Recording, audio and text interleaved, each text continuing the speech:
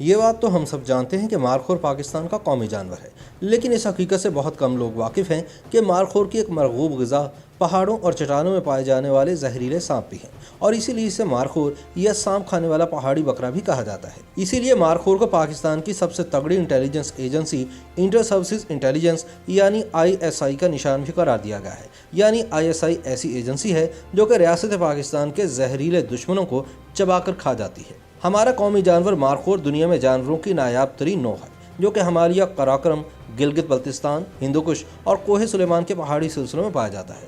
مارخور کو یہ اعزاز حاصل ہے کہ یہ ان 72 جانوروں میں شامل ہے جن کی تصاویر عالمی تنظیم برائے جنگلی حیات کے سن 1976 میں جاری کردہ خصوصی سکہ جات کے مجموعے میں شامل ہے۔ جنگلی بکرے کی خصوصیات کا حامل یہ خوبصورت جانور گلگت بلتستان کی ٹھنڈی فضاؤں کے علاوہ کشمیر، چترال اور کیلاش کی سرسبز وادیوں میں پایا جاتا ہے۔ پاکستان کے علاوہ یہ قیمتی اور کامیاب نوع بھارت، افغانستان، ازبکستان اور تاجکستان کے کچھ علاقوں میں بھی پائی جاتی ہے۔ ایک اندازے کے مطابق دنیا میں بالغ مارخور کی تعداد 2500 سے بھی کم ہے۔ مارخور پہاڑی علاقوں میں رہنا پسند کرتا ہے اور 600 سے 3600 میٹر کی بلندی تک پایا جا سکتا ہے۔ اس کے قد و قامت میں نمایاں اس کے مضبوط اور مڑے ہوئے سینگ ہیں، جن کی لمبائی 143 سینٹی میٹر تک ہو سکتی ہے، جبکہ اس کا وزن 104 کلو گرام تک ہوتا ہے اور اونچائی 102 سینٹی میٹر ہو سکتی ہے۔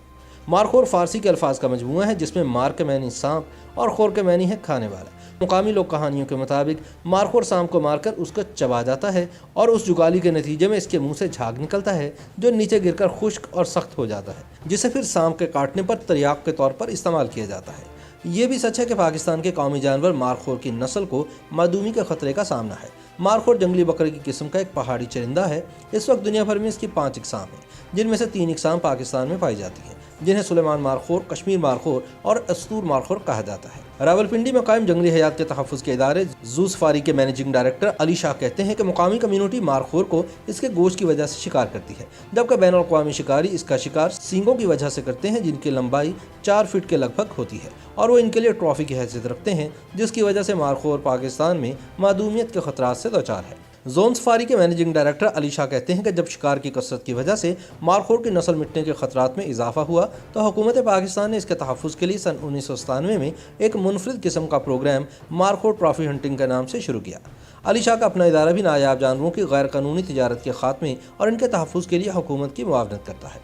مارخور کے محدود تعداد میں شکار کے پرمٹ پر حاصل ہونے والے محصولات کا 20% جنگلی حیات کے شعبے کو اور باقی 80% مقامی کمیونٹیز کو دیا جاتا ہے۔ مقامی کمیونٹیز میں اس پروگرام کے تحت ولیج کنزرویشن کمیٹیاں قائم کی گئی ہیں جو اس رقم کو مقامی آبادی کی صحت، تعلیم، نکاسیاب یا عوامی فلاح و بہبود کے کسی بھی منصوبے پر خرچ کر سکتی ہیں۔ مارخور ٹرافی ہنٹنگ پروگرام کی کامیابی کا اندازہ اس بات سے لگایا جا سکتا ہے کہ اس پروگرام کی وجہ سے مارخور کی تعداد میں اضافہ ہو رہا ہے اور معدومی کے خطرات کا سامنا کرنے والا ایک قیمتی جانور اب نہ صرف اپنی نسل کے تحفظ کے لیے خود وسائل فراہم کر رہا ہے، بلکہ تحفظ کرنے والی مقامی کمیونٹیز کو اپنی زندگیاں بہتر بنانے کے لیے مالی وسائل کا ذریعہ بھی بن رہا ہے۔ اس پروگرام کے آغاز کے بعد سے چترال میں جہاں مارخوروں کی تعداد سمٹ کر 300 سے 700 کے درمیان رہ گئی تھی، اب 4000 سے بڑھ چکی ہے۔